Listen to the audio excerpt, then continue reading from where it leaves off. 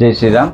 సాధారణంగా డెవలప్మెంట్ అంటే కొందరు అనుకుంటారు పెద్ద పెద్ద బిల్డింగ్లు కట్టుకోవడము, మంచి మంచి రోడ్లు పెట్టుకోవడము, పెద్ద హోటల్స్ పెట్టుకోవడము అని చెప్పేసి కొందరు అనుకుంటుంటారు. ఇప్పుడు ఫర్ ఎగ్జాంపుల్ మీరు దుబాయ్‌నే తీసుకోండి. అక్కడ పెద్ద పెద్ద బిల్డింగ్స్ ఉంటాయి. బుర్జ్ ఖలీఫా అని పెద్ద పెద్ద బిల్డింగ్స్ అండ్ రియల్ ఎస్టేట్ కూడా చాలా ఉంటది. డెవలప్మెంట్ చాలా ఉందంటారు.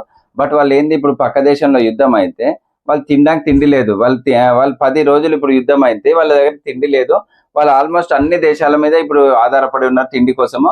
ఎంత డబ్బులుంటే ఏముంది చెప్పండి? కోట్ల డబ్బులున్నా కంచం నిండా ఇంత మెతుకులు లేనప్పుడు ఎందుకు ఆ డెవలప్‌మెంట్? ఎందుకు డబ్బులు చెప్పండి? మీరే చెప్పండి. మనోళ్ళేమో పోయి అక్కడ దుబాయ్‌లో ఇన్వెస్ట్ చేస్తుంటారు. మన లీడర్స్ అంతా మన ఎవరి పేర్లు వద్దు గాని మన పొలిటీషియన్స్ అంతా కూడా దుబాయ్, దుబాయ్, దుబాయ్ అని వెళ్తుంటారు. ఎవ్వడెక్కడవో హాలిడే ట్రిప్స్ కని దుబాయ్ వెళ్తారు. మన దేశంలో ఉన్నది ఎక్కడ మీకు ఎక్కడ కూడా దొరకదు. మన భారతీయతలో ఇప్పుడు ఇప్పుడు ఉన్నది మన దగ్గర ఇప్పుడు నెల రోజులు కాదు సంవత్సరం వేరే దగ్గర యుద్ధమైనా మన దగ్గర తినడానికి అన్నీ ఉంటాయి, అన్ని వసతులు ఉంటాయి. మన మన దేశం ఎవ్వరి మీద ఆధారపడాల్సిన అవసరం కూడా ఉండదు. అండ్ ఫర్ ఎగ్జాంపుల్ ఇప్పుడు దుబాయ్ తీసుకోండి, యూఏఈ ఇంకేదైనా తీసుకోండి. వాళ్ళ ఒక ఆనియన్స్ మనం ఇప్పుడు దాన్ని వదిలే ఇట్లా ఏమంటారు తురిమి ఇస్తే వాళ్ళు 6 months వరకు దాన్ని వాడుకుంటారు. అదే మీరేంది ఇప్పుడే పోయి బయటకెళ్ళి మార్కెట్కి వెళ్ళి ఫ్రెష్ కొనుక్కొని మీరు తింటుంటారు.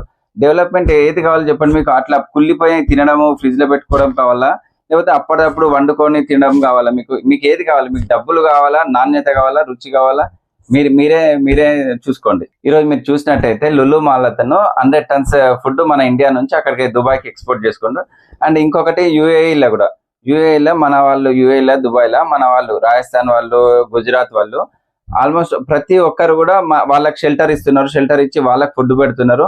అండ్ యూఏఈకి అయితే మన దగ్గర నుంచే ఫుడ్ సప్లై చేస్తున్నది. ఫుడ్ ప్యాకెట్స్ సప్లై చేస్తుంది యూఏఈకి. అందుకే నా దేశం అన్నపూర్ణ లాంటిది, ప్రపంచానికి అన్నపూర్ణ లాంటిది, ప్రపంచానికి అన్నం పెట్టేది నా దేశం, ప్రపంచానికి గుండెకాయ లాంటిది మన భారతదేశం. అండ్ యూఏఈ అంబాసిడర్ అయితే ఈ రోజు డైరెక్ట్ స్టేట్మెంట్ ఇచ్చిండు.